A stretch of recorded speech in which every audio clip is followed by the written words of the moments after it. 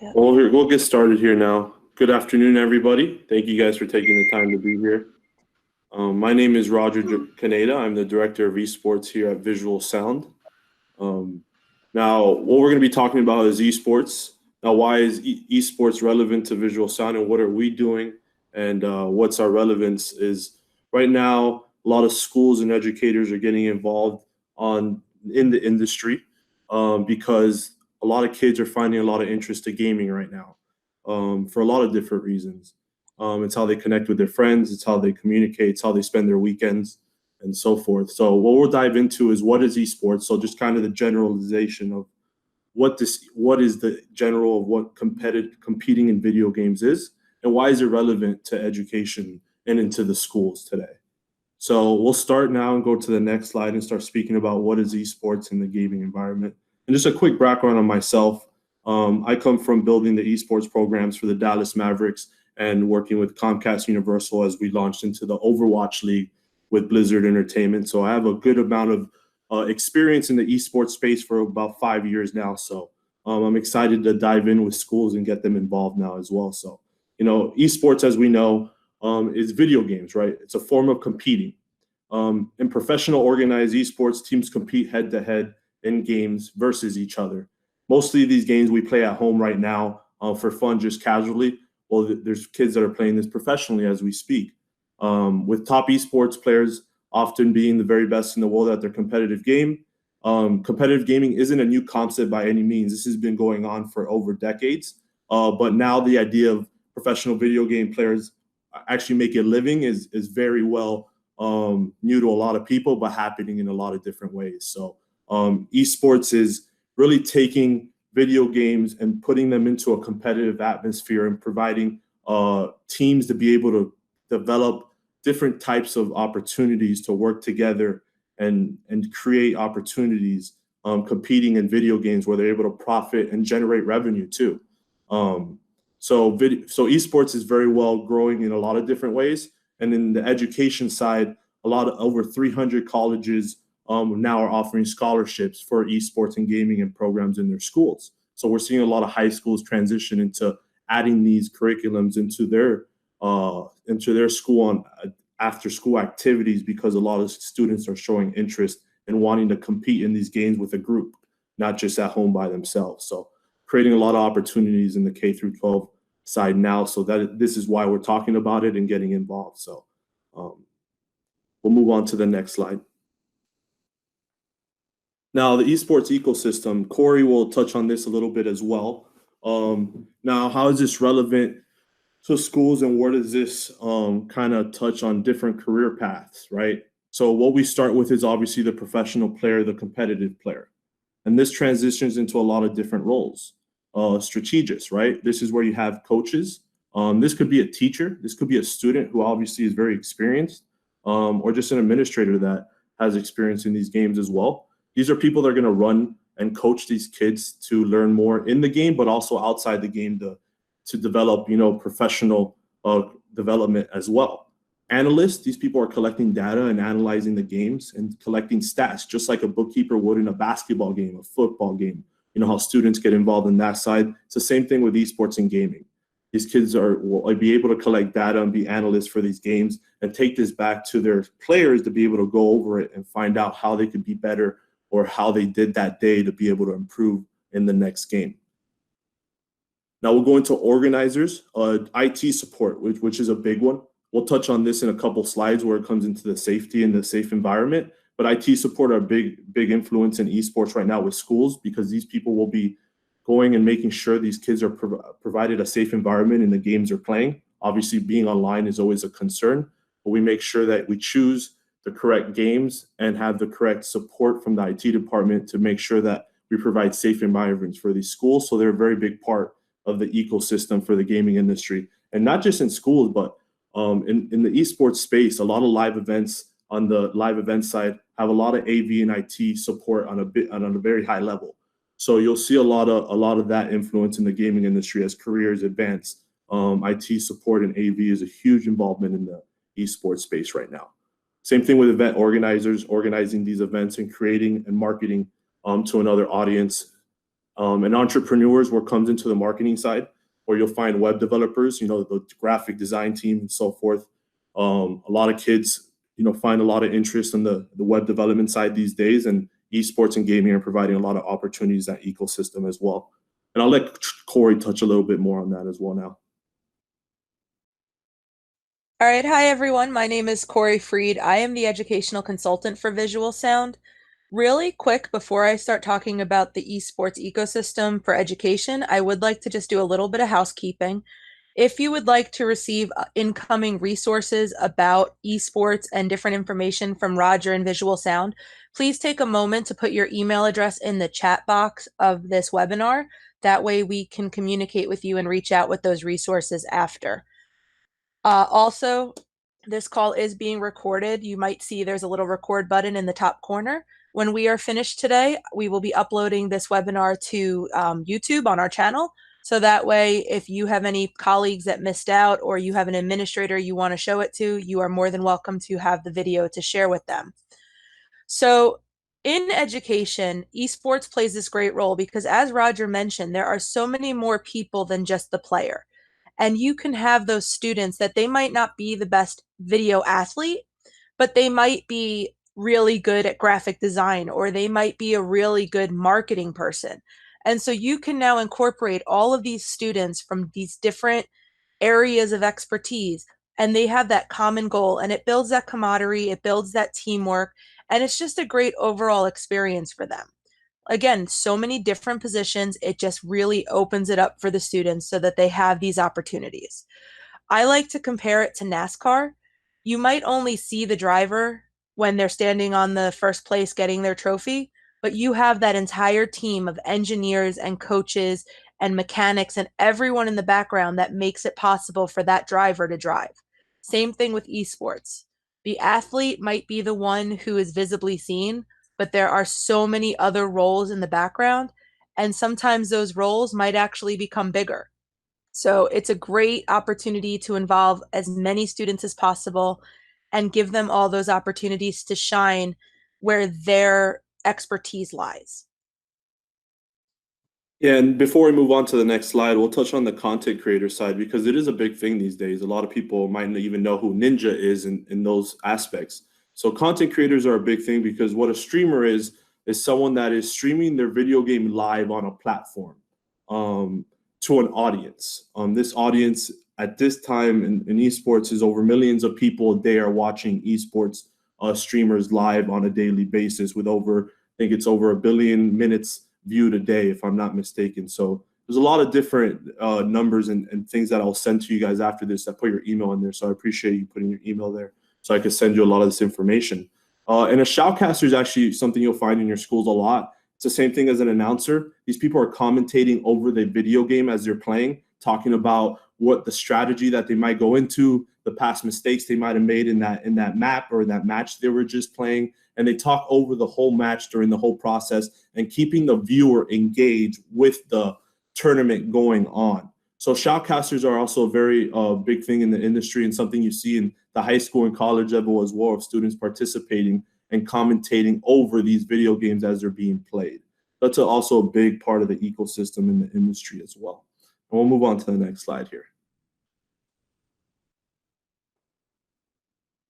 So why is esports beneficial for our school? This is a big topic for a lot of people that don't know what gaming is or what esports entails in a lot of ways. And there's a lot of information out now and a lot of projects that have been successful in the industry. And we'll go over some of those numbers at the end on the other slides as well. So why is esports beneficial for our school? It fosters personal growth. Obviously, a lot of these kids aren't having a lot of social development, going out and having conversations and creating these experiences with other students. So being able to create an opportunity for these children and kids to be able to be in a group with a diverse group of students, being able to that usually wouldn't communicate or sit down or be together in another setting. You're creating similar interests to a lot of different groups and ethnicities that is very important to the personal growth for students to be able to have these conversations and be in different environments and learn different cultures and those types of things that is very important to kids growing in this professional world that we move into. It also increases problem solving skills. You're making a lot of decisions in the game at a very fast rate. You're having to learn on the go and on the fly and how to communicate with your teammates. You're watching a lot of videos of how other people are being able to communicate and do this. So there's a lot of opportunity. And I know there's a question there, and I'll answer your questions at the end. But just to sit on that topic, yeah, we do have some opportunities on the tournament side, Matthew, which we'll talk about at the end of this call too. So I appreciate your question. Now, has a huge technology influence. Obviously, esports and gaming is very technology advanced at this point, and a lot of kids are consuming it at a very fast rate. So we're providing a lot of opportunity for them to learn as they're playing these games and being able to, one, how to connect a computer, how to build a computer. A lot of kids are building their computers by purchasing the equipment and building it from the ground up, which is very, see a lot of schools being involved. A lot of high schools now, their IT department are building computers with their students and building these gaming computers in-house as well. So there's a lot of different ways that you're able to really influence these kids on a technology aspect with esports and gaming as well. It increases student participation. Like I said, we'll go over the numbers at the end of this call as well, but it increases, I believe it's over 10% of students are attendance in schools right now is over 10% with students being involved in the esports program. It's associated with higher GPA. I believe it's 1.4 points more when you see students being involved in esports programs and their GPAs are being more, as a varsity program, you obviously have standards and rules that you have to follow as well. So these students are being given rules to be able to perform higher in classes. So you see a lot of students obviously performing at a higher rate in classes to be able to participate in the esports program and continue doing what they enjoy. So we've seen an increase of 1.4 points that is released by Microsoft in student participation in esports. So we're also creating a community of kids being accepted for their passion. So like I said, it's bringing a whole demographic of everybody from different demographics and backgrounds and putting them into one common industry, which is gaming, and having them really, diversitize who they interact with and have and educate with on different types of backgrounds and their ethnicity and so forth. So it's a great opportunity for these kids to really diversitize with different kids that have one common passion, which is gaming. Also associated with higher math achievements. This is also released by Microsoft as well. Kids are performing at a higher rate with video games like League of Legends and all the strategy that goes into a lot of these games, like the card games as well, performing at a higher rate as well. So, Corey, if you have input on this, I'll let you go now. So Roger touched on a lot of the benefits for a school. I'm actually going to switch to the next slide and I'm going to talk a little bit about esports in STEM because that's kind of where the big push is going to happen. So when you have esports in a school building, you have all of these additional benefits that in turn are helping with your STEM education as well. So as many of you know, in STEM education, problem-based learning and collaborative learning, all of these things are key. And those come in really quickly to esports because, again, you're going to have those second by second problem solving. Okay, that move didn't work. How can I quickly switch up and keep my game going? You have the statistics. Let's look at how many shots we made off or how many goals we hit and figure out how we can improve next time. So you're going to have that mathematics in there. You're going to have that social engineering. You have your technology, obviously, because games are on technology. But there's just all of these different features of STEM that fall into esports. So it's really beneficial for the students. It also, as Roger said, you can have programming. So there are courses at certain high schools I know of in New Jersey specifically of examples where the computer science class has taken on an entirely new scope and they're teaching programming through game design. So now you have your storytelling, which is an ELA concept, matched with coding and programming. Then you have the gaming itself. You have the journalism of recording the games. You have the marketing.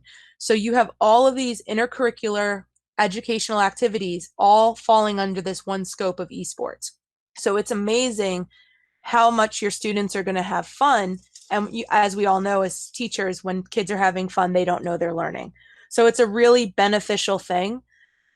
And I could keep talking about esports and STEM, but I know Roger is much better at talking esports. So I'm going to throw it back to him unless he wants me to keep going. No, and you made a lot of good points, and a lot of there's a lot of different games right now. Starting with, for example, Minecraft EDU. So Minecraft is one of the most popular games right now in gaming, not for esports, but just for participation of online multiplayer. What multiplayer is people playing online together. Um, and Minecraft now has Minecraft EDU, which is specifically for students and teachers involved with gaming. And you have to be involved in a school to be able to participate in this as well. So it's also created a safe environment and a multiplayer setting because it's only people that have access to it are students and teachers that are part of the Minecraft EDU partnership. So a lot of Minecraft relates to STEM in a lot of different ways because you're able to do programming inside the game, architecture, so you're able to create different designs and buildings.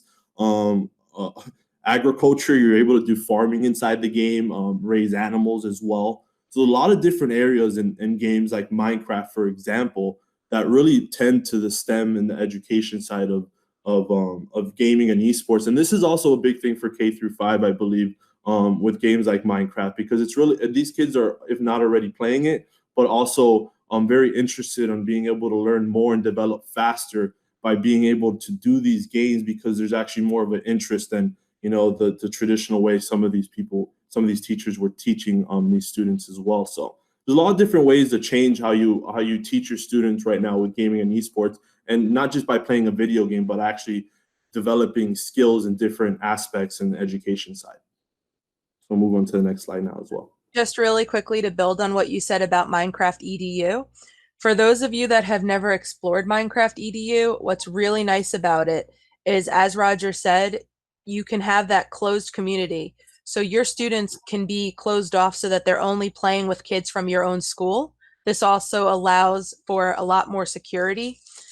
And it's more than just playing games because there are scientifically accurate things within Minecraft, so they can explore concepts such like, as Roger said, the agriculture. They can build models. There's currently a tournament going on hosted by Minecraft to build a model of your own school. So there's lots of different things that might not necessarily feel like a game. It might feel more like that engineering, that building, that agriculture. So it can be put into a lot of other subject areas. Awesome. Thank you, Corey. Perfect. And then now we'll move into the keeping the gaming environment safe and sane. Obviously, this is very important, right? There's a lot of topics on this, on one, the concerns, and obviously the security behind it as well, and the management through that. We'll touch on the first one, which is addiction.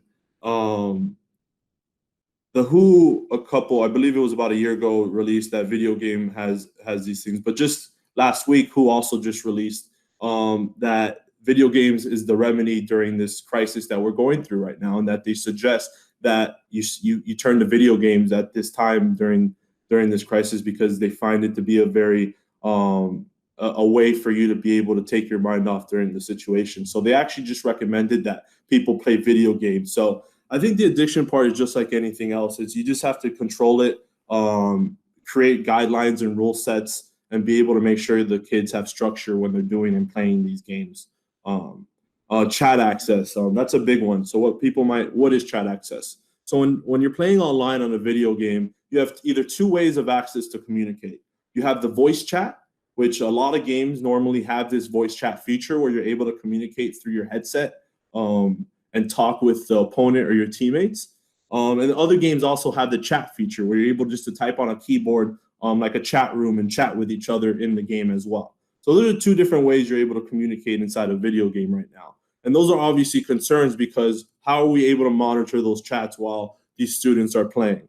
Well, one, your students shouldn't be playing against online public lobbies. They should either be playing amongst each other or against another school or another opponent in the gaming space. So, because a lot of these games have private servers what this is a private room that you could create and play with the people that you invite specifically into that server. So that's one of the many ways that you're able to really monitor your students, is that make sure that they're playing in a safe environment by controlling that environment. And that is the way you do it. And it's very common in the industry right now, where you're practicing against either the students or you're practicing against other schools and other teams in the gaming space as well. Internet safety, it's the same practices. Make sure your IT support are putting the proper systems inside the computers that you purchase or the gaming systems that you're utilizing, to make sure they're not having access to any websites that the schools are restricting. So the same way your IT support would put restrictions in your current computers in your schools, it would be the same way you would put in your gaming computers or the systems that you guys are currently using to be able to play these video games. Foul language, it's very similar as well. You create these guidelines and make sure you create and enforce rules where they're not able to utilize that language or say these things in the environment that you're in.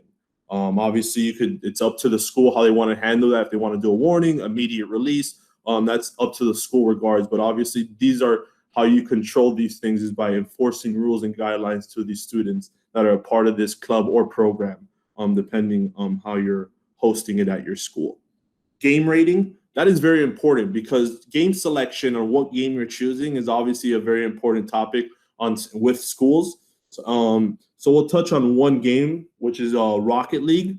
I think it's the best game for any school right now in the K through 12 side, because all it involves is a car and a soccer ball, and you have to put the soccer ball into the goal, just like soccer, but just with a car. And there's a lot of different aspects in the game too, a lot of features like boost and jumping high and things like that. But that's pretty much just the nitty gritty of the game, is you having to get that ball into the goal. And that is, I would say, the safest game. I see a lot of elementary schools right now. There was just an article we were reading, which I'll share as well to the people involved in this session, of fourth grade class playing Rocket League and hosting at an elementary school. I'm sorry, not a class. Elementary school hosting tournaments where their parents are showing up and supporting them as they're playing Rocket League. So Rocket League is one of the safer games that you could utilize. And obviously, shooters are something that you want to stay clear of right now in that sense, because you don't want to implement anything of that nature. So, games like Overwatch and, for example, Fortnite, which everyone knows about, I wouldn't say that they're not necessarily something you could consider, but I think it's on a decision basis depending on the school and who's involved. So I really think that, it just really depends on what school and the direction they want to take, because you will find students that specifically love Fortnite. And Fortnite is not a grueling game or anything of that nature, but yeah, there is guns involved. So you really have to take those things into consideration. So game rating, you really have to consider games like Minecraft, which we just spoke about, Rocket League, which is cars going into a goal like soccer.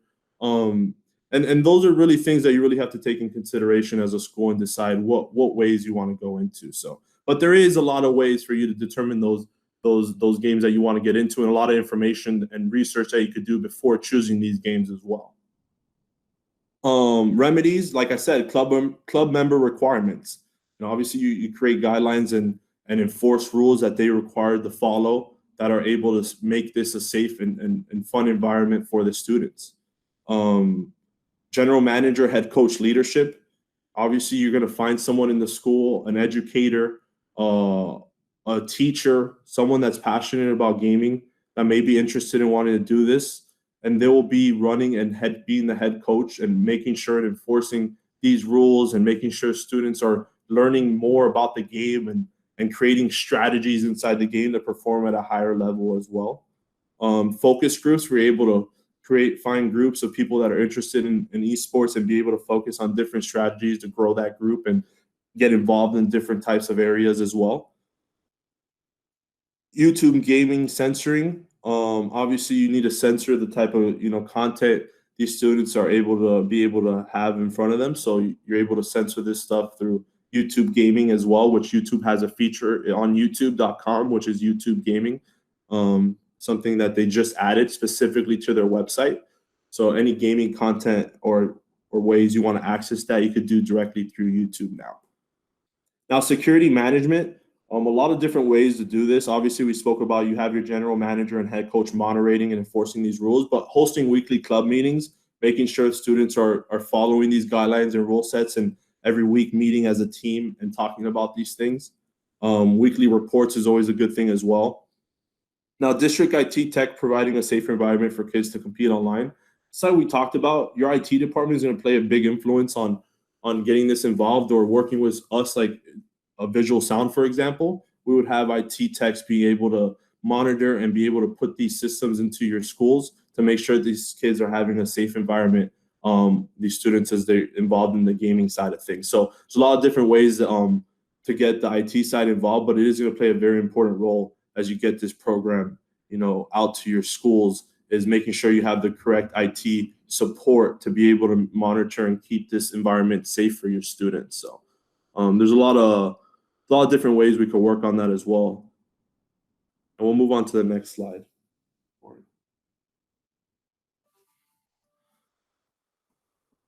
Corey, do you want to touch on this in a little bit and I'll bounce off you? All right. So when we talk about supporting students, there's a lot of different things that we can be doing. So the first thing is learning how to play itself. Any game is kind of like that concept we always hear about for chess. 5 minutes to learn, a lifetime to master. So when we have our students learning how to play a brand new game, it's really fast for them to pick up the how do you move forward, how do you move backwards, but the actual strategy is definitely going to take time. So one of the big things is to have clinics so that the students can learn how to play efficiently. Now, those clinics can be hosted by people within your school, or you can actually find someone similar to Roger who can come in and do workshops with your students. This is all depending on what your school's looking for and how competitive your team is going to be.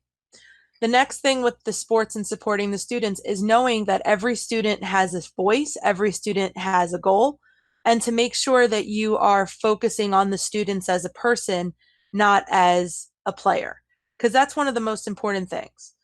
So the next thing to talk about is the communities themselves. I know Roger, I don't know if he touched on it, if he plans to touch on it, I mean, but there are a lot of communities for high school esports. And one of the biggest things about getting your kids involved in esports is, interestingly enough, a lot of scholarship money. Most of the time, when you think of athletic scholarships, you think football, basketball, but there are a ton of colleges, even right here in Pennsylvania, that offer esports scholarships. So when you're building this community out, you're also helping your kids make a plan for the future.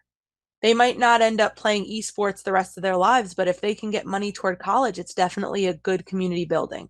And part of doing that is in that last column that Roger has, the opportunities. Students need to get out there. They need to go to those live events. They need to go to the competitions. And some of these competitions are localized, some of these competitions are actually virtual. So, to touch back on the question that was asked in the chat earlier, it is very possible that you can host a tournament right now while your students are out of school, because if you set up that private server, your kids are given the login information the same as if you were logging into a Google Meet or a Zoom chat. So they log into the game and they can compete, they can play, they can practice, all of that stuff. So it is definitely a really good opportunity to build that community even when they're not physically in that same room. As Roger also mentioned before, the code of conduct is really important. Yes, they can technically curse and have foul language on these chat boxes and on the microphones, but you need to teach your students the same way that a football player is not going to just start yelling at the referee.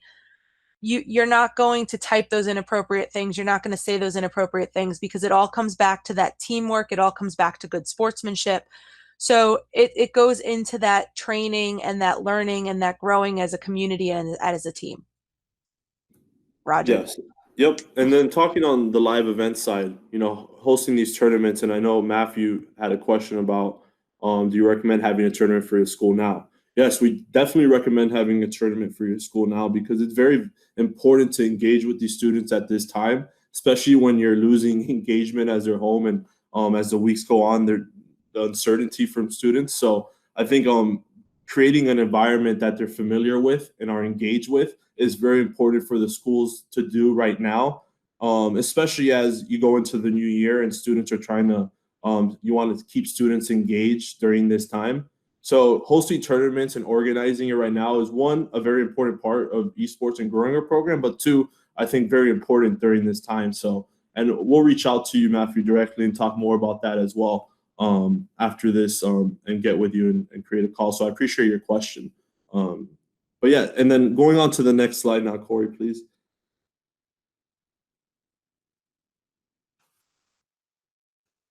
So how do I know what games are appropriate for my students? So this is something we briefly touched on. Is high schools programs have identified the friendliest non-violent games for their students right now. Games like Rocket League are popular in education, and then also you have companies right now. So for example, there is the High School Esports League. The High School Esports League is the number one league that currently has over thousands of high schools involved with esports program that are competing in a platform that they created. Um, Same thing with Play Versus. Play Versus is another company that works with high schools and create tournaments for these schools and launch these platforms for them through different games that they're involved in. They have a more hyper focus on games like Fortnite and League of Legends. These games are a lot more intuitive and take a lot more understanding and development and on a more serious level. But we're seeing a lot more schools start getting involved in that through the Play Versus size. And just a fun fact, Play Versus raised over $90 million last year for their program, which is specifically for high schools to get into esports. So they're pushing it at a very high level as well. And you're going to see a lot more schools start getting involved because there's a lot of scholarship money opportunities now. Move on to the next slide now, Corey, please. Now, things to know, as I spoke about earlier, Microsoft released some data the other day. Now, a school that has started an esports program has shown that students that are participating has attendance has been over by 10% now. So students are showing up more to class and school in general to be able to participate in this program, just like if they were in like basketball or football, like we spoke about, because they want to participate and compete in the gaming side. And a lot of these students don't have these gaming computers at home. So the school is the only place that they're able to do it. And that's actually a very good point too, is that a lot of students aren't able to afford to have these systems at their house or be able to game, at home. So having this at your school is also providing an outlet for students that just might not have the opportunity at all. So that's another reason why you see so much interest, because a lot of these students can't even do this at their own home. So having this at school is a huge opportunity for them to continue doing something that they love and are currently watching at home, because a lot of these students aren't watching TV anymore. A lot of these students are on YouTube watching gamers, on twitch.tv watching gamers play live. So you see a lot of that, a lot of different interests. So providing that, you see a lot of students wanting to go to school more. So attendance in that has shown by over 10% now. It also has shown to increase GPAs by 1.4 points, which is a huge increase, I think, for any student that is involved in school and that is struggling. It really shows that once you find engage the students' interest, the things that they're able to do and provide and going to class and actually giving their full attention and what they're able to accomplish if they do so. So it provides a lot of different opportunities, and there's a lot of numbers now proving that adding these programs to your school is very important. Gaming fosters social and emotional intelligence while teaching college and career-ready skills to students, as referenced in slide 3, as we spoke about. You're creating different types of learning curves for these students, both socially and emotionally, and also teaching them career skills that's going to lead to careers down the road. Your high school student running that social media page might be, down the road applying for a job where they have to run their social media channels and they have that experience already. And so forth with the marketing side or the IT side or the web design side or the shoutcasting side. You have a shoutcaster that wants to be a sportscaster. There's a lot of different areas that you're really fostering these students to be able to grow while creating this program. And I think one of the biggest things now, especially for high schools, is over $16 million in scholarships are being offered by universities in 2020, with over 300 plus colleges and universities now that are fostering these esports programs. So there's a lot of opportunity right now for students to really get involved because they're be able to secure scholarship money for certain schools that they might be interested in, or just men never even thought of attending, but now they have the opportunity to do so because they have the money and they might, and depending on the situation, have the GPAs to apply to those schools. So there's a lot of different opportunities now that I think is very important for schools to understand, to be able to create these programs for these students, because they're creating a lot of opportunities, not just for the school, but for these students to grow personally and in their careers. And we're seeing a lot of that now with a lot of different programs that are utilizing esports as an extracurricular activity after school as well. So that is going to be the end of our slides, but we will open up to questions to anybody that has any as well.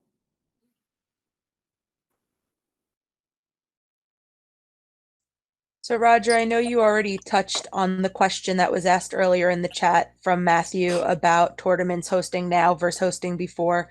I don't believe we have anything else in the chat box itself. And I can you hear me? Yes. Okay, I have so many questions, and I don't know if this is the right time to ask them, or because I don't want to hold up anybody else's time. No, I have all the time, man. I'm here for you. I'm here to answer any questions for the next, at least 20 to 30 minutes if we need to. And so we're in elementary school, and we were looking. We're fairly new to this, so we were looking to do this for our 5th and 6th graders. Sure. And it was something that we discussed doing in-house, but now that we're pretty much going to have school, we're doing Google Classroom the rest of the year. We were looking at other ways to engage the kids, and this was brought up. So, and I'm new to this too, so I've been exploring and trying to find so much information on it.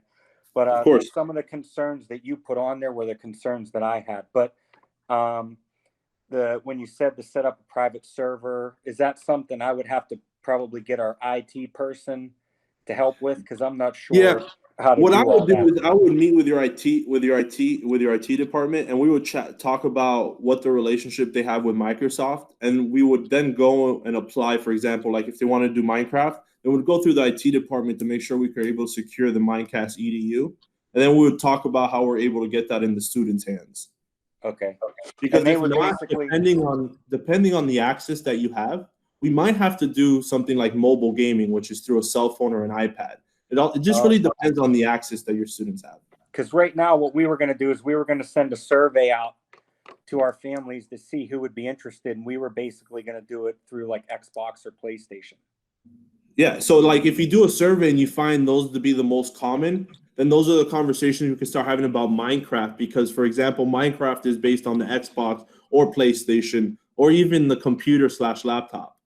Gotcha. And we were looking at too, Madden and NHL and NBA and things like that too. But yeah, those are fun honestly games too. I didn't really touch on sports games too much because a lot of schools haven't really. I think more colleges touch on that, but that's interesting that you guys bring that up. And it would be interesting to see the kind of reaction from the parents on if they choose sports games for their kids. Right. Yeah, and I think this has the opportunity to go way beyond this, especially with our STEM teacher possibly, us having a team and going further than that. But I think this is a way for us to kind of get our feet wet in it. No, definitely. But I was told by a lot of people that it would be best when we're first getting into it to do it in-house and host it at school and not at every student's home where there's really no way to kind of monitor what they're doing, I guess, is what we were concerned about. Sure, and that is a very good point. There is a lot of ways to monitor that. There's one, we could create a sign-up board where these students are able to sign up through the proper documents with their parents, obviously having to do so and their approval. So the parents do so through and sign them up, create the accounts, and depending on the game we would choose, it would have to be a game we're able to do a private server of that, and then we would be able to control that environment even from home. Okay. So I think the best way from this conversation would probably be a mobile-friendly game, something on a cell phone. Okay. And then I think a good way to do that is something that I'll send you after this call as well through an email, is what we could offer is kind of go through a 2-week training education program showing the students and the parents, how to download, educating them a little more, how to play, and of those sorts, and kind of educating them first, and then a week later hosting that tournament to compete. Gotcha. Matthew, let me just ask quickly, is your school predominantly Google or Microsoft? Google. Okay, so if you were if you were going to do Minecraft, you would need to get a Microsoft account. And that is a pretty easy thing to do for an education. Your IT department would have to set that up. And Okay. then the other thing that you would be interested in for Google is if you use a Google Classroom for the esports, you could easily, give out the materials to the students. You can keep everything private within your school. So there's just a lot of stuff you can do that we can help you with. And Okay. Roger Yeah. and I are definitely here to assist however we can. Yeah, I'd appreciate that because, like I said, no one's really in our school knowledgeable of it, so I kind of volunteered to kind of jump out and see what was out there. So Yeah, and we're more than willing to sit down with other educators in your school and kind of educate them as well and kind of let them know how this could look like and just kind of, educate them more on how a tournament structure could do and even maybe host one in-house with you guys too if you would like. So a lot of yeah, different I ways think we could that do was that. kind of our what we expected to do, and then all this happened, and then we're doing Zoom meetings with our classes and teaching online and doing all that. We've kind of taken a lead, I think, in our area that way, but now we're looking at like what's the next phase of all of this. If we're going to be at home, what else could we do? We don't have our spring sports, so Yep. is this something that we could do to reach out and engage the kids? So Yeah. but like I said, we're very novice in our knowledge of all of this. No, yeah, no, definitely, and I appreciate you taking the time too and listen to us through all this. So Sure. yeah, and it's very interesting too. The sports game is a good way that I'm seeing a lot of adult leagues, for example, are trying to host NBA 2K tournaments with their with the people they used to play with in the adult league through home. So you're seeing a lot of that on the sports side too. So it would be interesting to see the type of interest you get on those sports games as well from students. But there's a lot of different ways in sports games or able to monitor that as well. It's the same thing as we're able just to have a private game with that student. So there's ways to control it through sports games as well. Okay.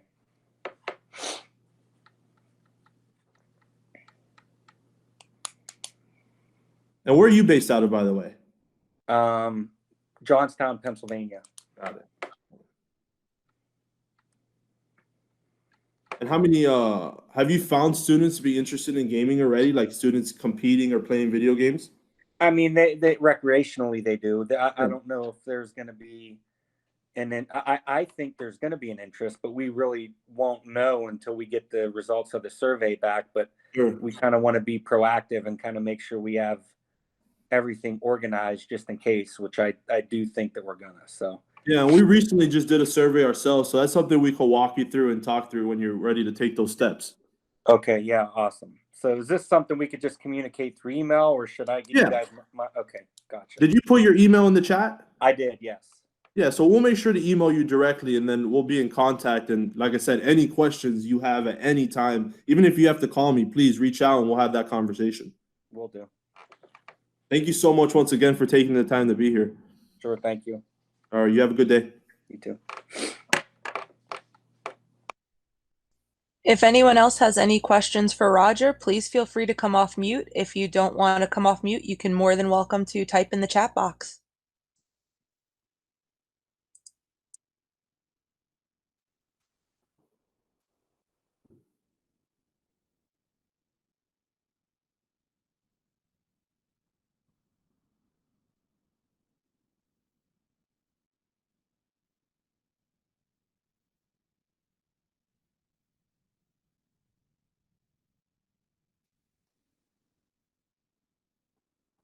Can you show a game? Yeah, let's put Rocket League. I will send you. Roger, you can share your screen if you'd like. I can take the presentation down. Do I have to leave and rejoin? No, you should see the presenting on the bottom right, unless you want me to just share it. Yeah, I mean, I could do the presenting. It's not a big deal. Okay. I'll do it now. Yeah, we'll show a Rocket League match that just happened. You can see it setting. And George, it is fine if you need to forward material to your administrator. If you'd like, you can put your administrator's email and we could put them on, well, actually, I don't think you want to put someone else on a mailing list, but We could definitely reach out to your administration if you need us to talk with the people that have that type of permissions to do things. All right, so what we're gonna share here is the Rocket League World Championship. This was on season 8, December 15th, 2019. Um, this is one of the most active games now in the thing. And Corey, you said where is it on the presenting side? On the bottom left, when you Yep. hover over your meet, you should see an option that says present now. Got it. Awesome. So let's do that. So this is the Rocket League tournament. Can you guys hear it?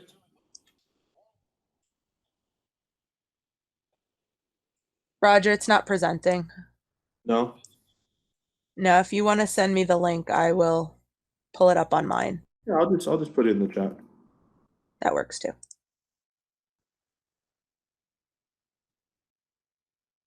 There you go. Okay.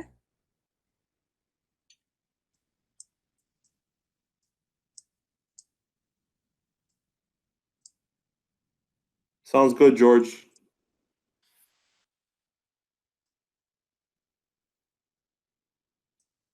We'll make sure to reach out.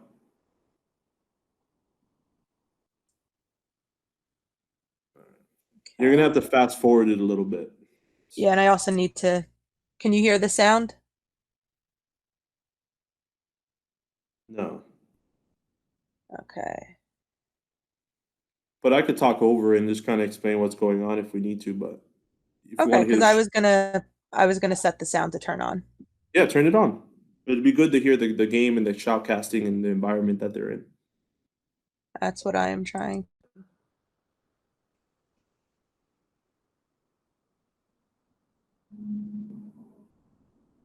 Can you hear it now? No, but if you fast forward it a little bit, I'll tell you when you get to the casters. Okay. Where do you want me to stop? Right. Stop at the casters where you see the people speaking.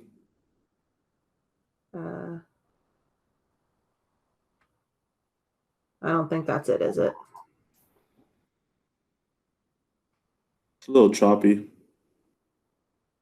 So, I mean, this is a good point to stop at. So, a lot of people, what is Rocket League? So, this is actually a match going on right now. It's a 3v3 team game. So, it's a game that you're playing with a team and strategizing on how, if you have a defender, so someone that's covering the goal, like you see, he just blocked the shot. You have your attackers who are attacking the other opponent's goal to be able to score. As you score, it has little different animations as well. So, it's very interactive with kids because they're able to change their skins, the colors of their cars. They're able to customize it. You're able to customize when they score. You're able to put customization graphics as well as you earn them in the game. As you see the car set NRG. NRG is a professional esports team. They actually have skins inside the game and generate revenue through people purchasing those skins through the video game. So right now you see the defenders defending the goal, and like I said, it's very similar to soccer, except a lot more jumping. You have crashes that happen as well.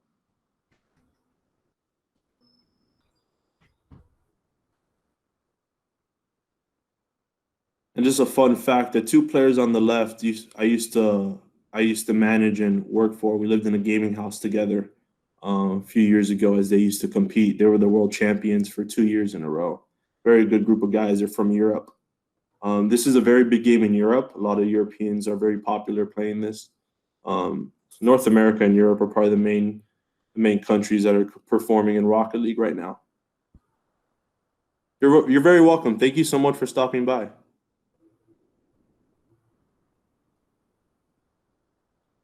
So it's a very simple concept. It's a lot harder though than it looks. I will tell you that. There's a lot of timing and certain types of buttons you have to press to be able to go in the air at a high rate and be able to hit the ball, to be able to control the car at certain paces. So it is a little more complicated than it looks, but it is also very easy to learn after you give it some time. But it is a very simple and friendly game for your students, as you could see. There is no violence. The most violence you get is when you crash into a car and it explodes, and that is it. So you see right now in a live setting, you have the coach behind them. That's the coach saying, good job, good game. So the coach is there to keep them motivated. He's talking strategy during the game, telling them ways to improve. And after the match, he'll sit there and let them know where they might have messed up on, maybe what the other team and maybe some of their weaknesses that they might be able to utilize in the next match. So you always have a coach kind of behind you, supporting you and during live matches at these tournaments as well.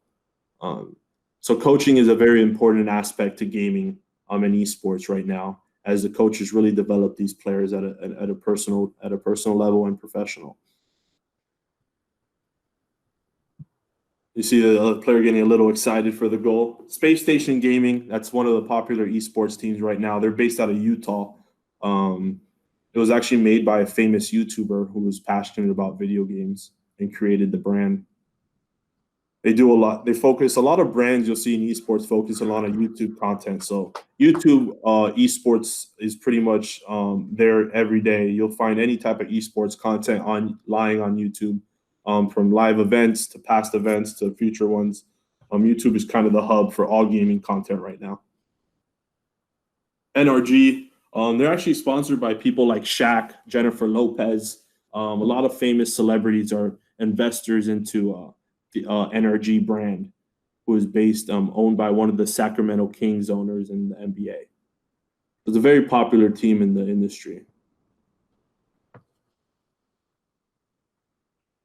So we're back on the match. Every match is 5 minutes in Rocket League. Most games are game of 5. What that is a best of 5 series, meaning the first team to win 3 games moves on and wins that match. So that's usually what you'll find in a tournament setting, is a team hosting a best of 5 series. So meaning the most games that match will go through is 5. If it goes 2-2, then you have to play the last match.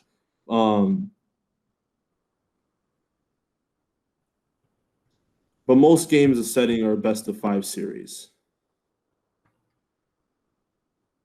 So first team to win 3 maps will move on. And each map will last 5 minutes. There is no pause. I believe it only pauses when the goal goes, but then it starts automatically. So each match will last anywhere between 6 to 8 minutes. And you see, one of the big things is they jump in the air and hit the ball. That's a lot of timing in how they do that. You have to jump and then boost at the same time. The boost is those yellow things that you see them going over. Those yellow things are giving them extra speed in the game to be able to speed up at faster rates. So where you see them going over that yellow and going faster and the thing coming out of the back of their car, that's actually the boost that they have to click to use. And that boost also allows you to fly in the air based on the jumps that you make. So this is how players will jump in the air and hit the ball into the goal in different cool ways. Same thing with defending. You'll see a lot of defenders flying through the air through their boost and jumping. So where they're boosting is actually a controller. Most of these players are playing on a controller. They set the boost buttons depending on their preference. So some people have the button B as boost, or the button A, or their right trigger. So it's really depending on the preference of the player and what buttons they're using in the game. But most players already have a preference based off the games they're already playing. So on an Xbox, it would be A, B, X, Y. On a PlayStation, it's X, Y, O, X. But depending on the player's preference, those are the buttons they would choose.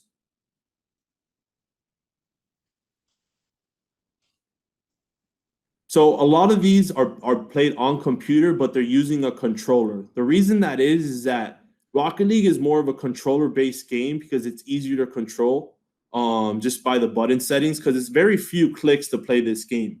All the buttons and layout you're utilizing is the one to be able to move the car. That's one button.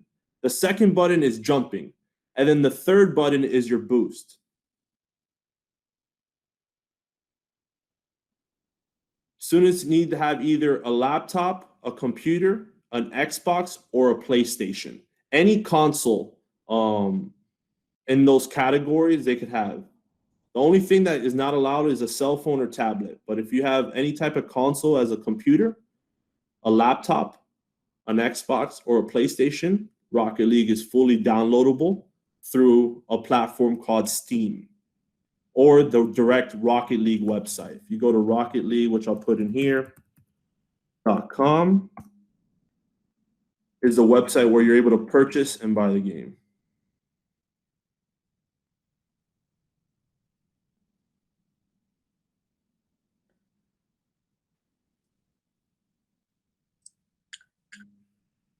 Does anyone else have any questions for Roger while we have him on the line?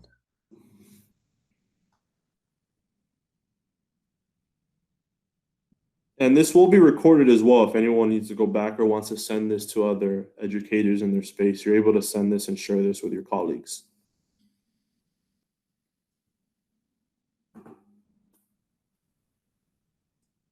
I'll make sure to send the slide out to you guys as well that put your emails in here.